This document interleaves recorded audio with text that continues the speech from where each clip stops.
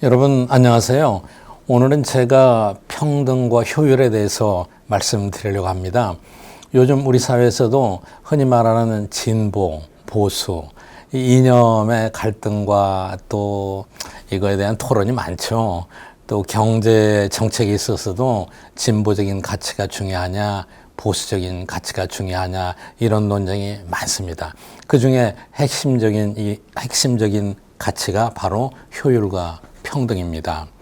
먼저 성장이라는 것은 분배하기에 앞서서 나누어 줄 수 있는 빵의 크기를 만드는 과정입니다.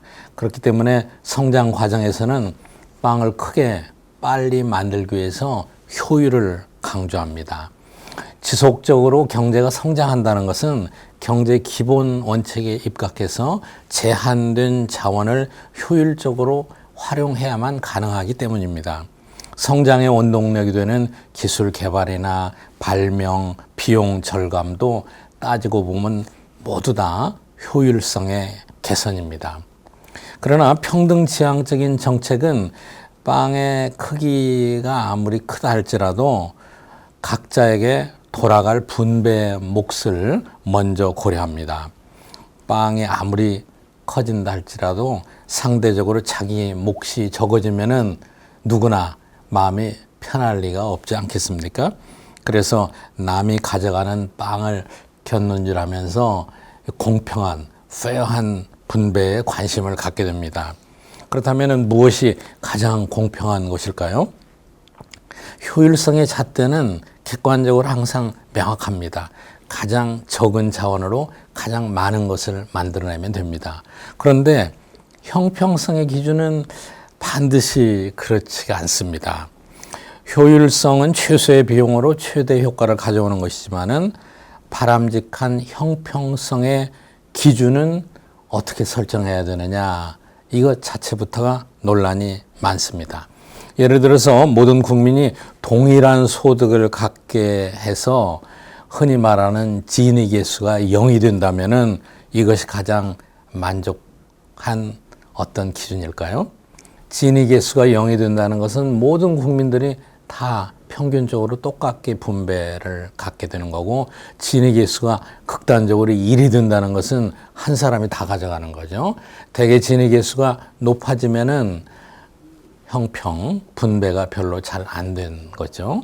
대개 경제학에서는 국제적인 비교를 해서 한 0.35 이상 되면은 불균등이 상당히 심각한다, 이렇게 얘기하는데 한국은 다행히 아직 거기까지 가지는 않았습니다.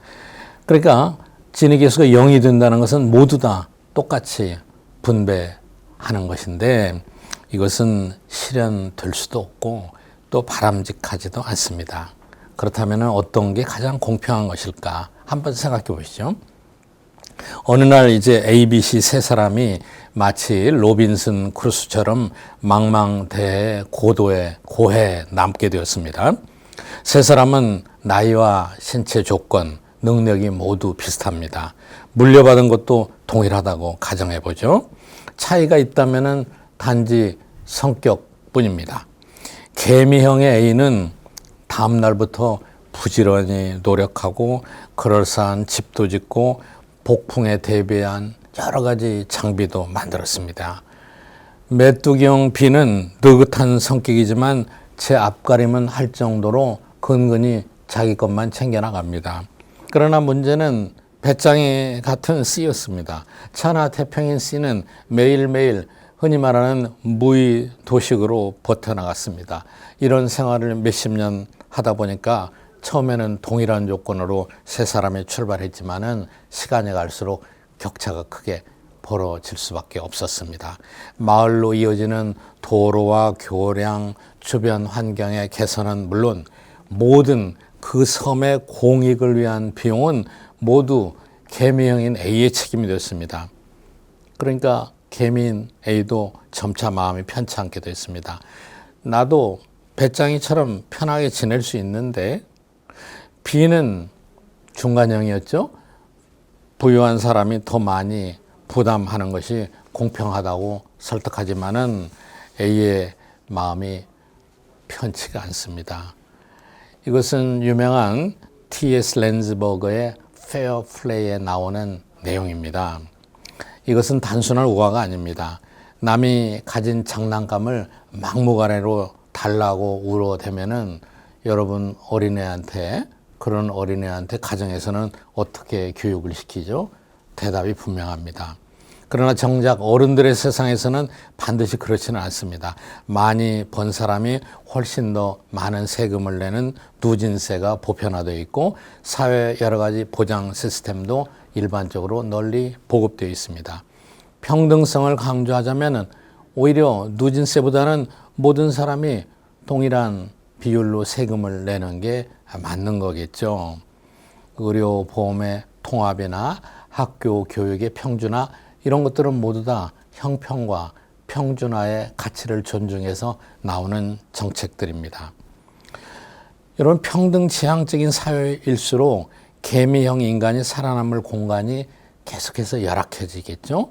일하는 것보다 막무가내로 울어대는 것이 나을 수도 있기 때문입니다.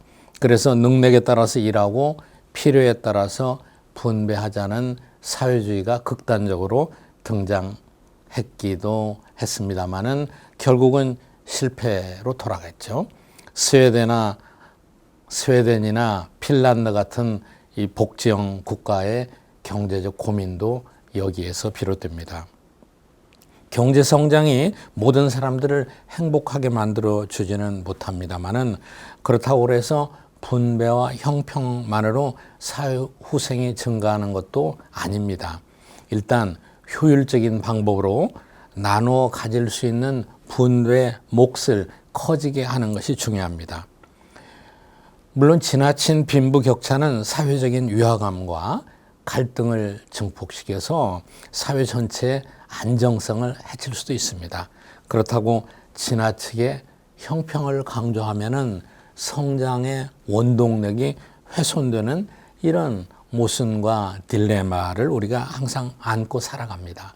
따라서 자유로운 경제 활동과 경쟁을 통해서 높은 효율성을 유지하고 또 다른 한편으로 적정한 사회 보장 정책을 통해서 취약한 계층을 보호하는 것이 가장 바람직합니다. 전통적으로 보수적인 경제 정책은 앞에서 말씀드렸던 대로 시장의 경쟁과 효율성을 강조합니다. 진보는 효율보다는 형평, 자율보다는 적극적인 정부의 개입이나 규제를 주장합니다. 이런 연유로 두 정책과 두 가치, 두 이념이 현장에서 충돌하는 경우가 많이 나타납니다. 그러나 두 정책에서 추구하는 가치에 어떤 것이 가장 좋다, 절대적인 선이라고 얘기하는 것은 어려운 일이고 적절한 균형이 항상 필요합니다. 형평을 소홀히 해서도 안 되지만은 그렇다고 형평을 너무 강조해서 효율이 지나치게 훼손된다면은 분배를 할 수 있는 목 자체가 창출될 수가 없는 것이죠.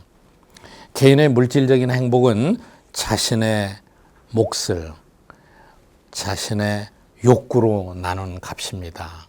다시 얘기 드릴까요? 자기가 쓰는 소비, 자기가 가진 재산, 소득, 이게 분자가 됩니다. 그리고 개인의 욕구가 분모가 됩니다. 분자가 아무리 크게 증가해도 분모인 욕구, 욕심이 더 빨리 증가하면은 항상 사람들은 불평이 많고 행복하지가 않습니다. 그런데 효율성이 낮으면은 분자의 목 자체가 증가할 수가 없습니다. 그러나 성장은 단지 그 몫을 크게 해줄 뿐이지 분모에 있는 사람들의 욕구를 줄여주지 못합니다.